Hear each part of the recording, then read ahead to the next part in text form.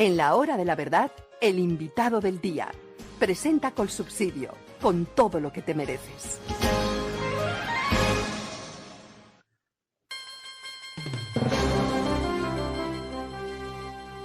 Senadora de la República por el Centro Democrático, Paola Holguín, muy buenos días. Buenos días, doctor Fernando. Un saludo para usted, para el equipo de la Hora de la Verdad y todos los oyentes a esta hora. Pues, senadora, a esta hora los oyentes estamos muy inquietos porque no sabemos quién manda en Colombia y porque el país parece en manos del ELN y las FARC. El ELN da la orden de liberar toda la zona en la que podría estar el padre de Luis Díaz y el gobierno consciente, las fuerzas militares muy conciliadoras sacan a su gente y la policía saca a su gente. En el plateado pasa lo que pasa con las FARC. Hay que romper unas negociaciones que apenas se esperaban y en todos los lugares del país, dicen los gobernadores, la situación de orden público es crítica. Usted que está en el corazón de los acontecimientos desde la Comisión Segunda del Senado de la República, díganos por favor qué está pasando. Doctor Fernando, nosotros tenemos una enorme preocupación porque tal como lo habíamos dicho desde el comienzo, lo que ellos denominan paz total no es nada distinto al fortalecimiento de las estructuras criminales, de su capacidad de control del territorio, de sus finanzas y el debilitamiento sistemático de la fuerza pública. Nosotros hoy lo que estamos viendo es una especie de cogobierno de la FARC y del ELN, a uno que lo angustia, que los comunicados de estas estructuras criminales lo que demuestran es que se está negociando el despeje de zonas del país, es decir, entrega de territorio para que sean las estructuras criminales las que ejerzan allí el control y el monopolio. Muestra de ello es el comunicado donde ellos dicen es que sacamos la gente del plateado porque ustedes no cumplieron y aquí se mantenía la fuerza pública. Segunda preocupación, el ELN había dicho que ellos no están negociando desmovilización y desarme. Nosotros no entendemos qué es lo que están negociando entonces, pero adicionalmente ahora con el secuestro del papá de Luisito Díaz dicen es que tampoco estamos hablando del tema del secuestro y la extorsión que ellos llaman retención y cobro de impuestos. Es decir, el gobierno está legitimando crímenes como el secuestro y la extorsión como formas de financiación de estructuras criminales. Las está legitimando porque sabe que está sucediendo en medio de lo que ellos denominan cese bilateral, que no es ningún cese bilateral, y lo permiten y lo acolitan. Entonces, doctor Fernando, yo creo que la situación es bastante grave. Están perdidas zonas del país. El caso del Cañón del Micay es muy doloroso, lo que está pasando en el Tambo, Argelia y López de Micay.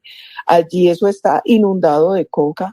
Allí hay una disputa por el control del territorio de estructuras criminales de la Segunda Marquetalia, de lo que ellos llaman el Estado Mayor Central de la FARC. Ahí uno lo que ve definitivamente ellos, que no existe la tal posibilidad del cese, que el cese es solo para la fuerza pública. Uno en eso siente un dolor enorme y la verdad, doctor Fernando, todo ha crecido en Colombia. Las masacres, yo no sé dónde están los que decían que nos están matando. Este año van 78 masacres con 247 víctimas. Nadie dice nada. La Defensoría del Pueblo dice que solo en el primer semestre de este año 147 niños fueron reclutados forzosamente, la mayoría en el Cauca, 104 de ellos en Cauca. Nadie dice nada. Uno ve que la extorsión ha crecido un 18%, el hurto ha crecido un 16%, el secuestro extorsivo un 82%, el secuestro simple un 48%, en general el secuestro ha aumentado un 70% según el propio Ministerio de Defensa. Y aquí pareciera, doctor Fernando, que no pasa nada. Senadora, el secuestro es probablemente el delito más, llamémoslo canalla, más cruel que puede existir. Nadie sabe lo que es un secuestro sino cuando lo sufre. Nosotros en nuestra familia lo vivimos. Mi padre estuvo secuestrado en los comienzos con estos bandidos cuando secuestraron al señor Eder y a mi padre, Fernando Londoño. Yo sé de qué estoy hablando. Y el ELN tiene secuestrados y dice que se tiene que financiar. Y lo dice con toda tranquilidad. Y al que lo dice, no lo meten a la cárcel. No existe el delito de apología del delito. No existe eso. La justificación del delito más cruel. Y el ELN dice tiene 13 secuestrados. Desde luego que nos parte el alma lo que está pasando con el papá de Luis Díaz. Y a veces hay momentos en que uno piensa lo peor. ¿Por qué no lo devuelven? Estamos pensando en que pudo haber ocurrido lo peor. Pero es que hay 13 secuestrados más. Y cada secuestro es una tragedia. Cada secuestro es la vivencia desgarradora para una familia, para unos amigos, para la gente. El delito de secuestro. ¿Será, senadora, que ya no nos importa? Yo creo, doctor Fernando, que este tema es muy grave. Aquí no se puede normalizar lo que no es normal. Los colombianos, yo creo que la inmensa mayoría sentimos como una cruel burla que el gobierno siga sentado a la mesa con una estructura criminal como el ELN, que dice tranquilamente que secuestra, que extorsiona y no pasa nada, que esa es su fuente de financiación. Porque eso lo que está demostrando es que el gobierno indirectamente está legitimando estas actividades criminales, como bien lo dice usted, atroces. El dolor de una familia, la zozobra.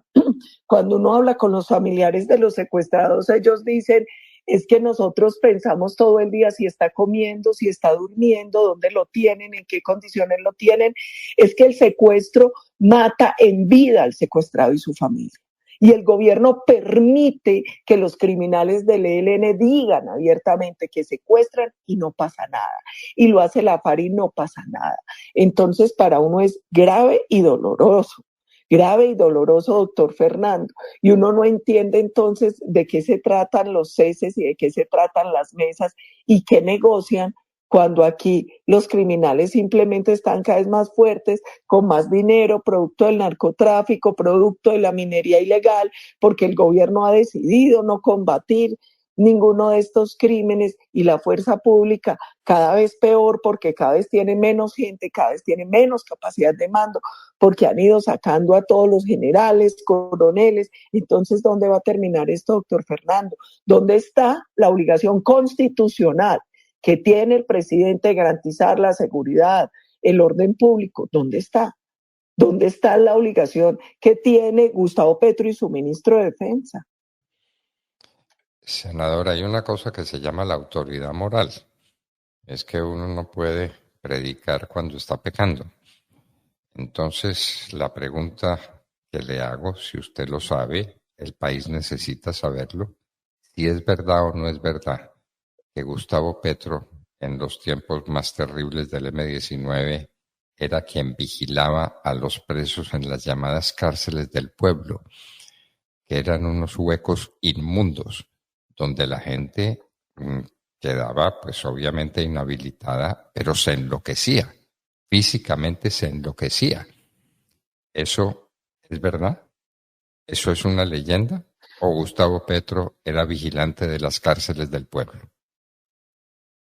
Yo creo, doctor Fernando, que en el caso de Gustavo Petro hay varias dificultades para garantizar la seguridad de los colombianos.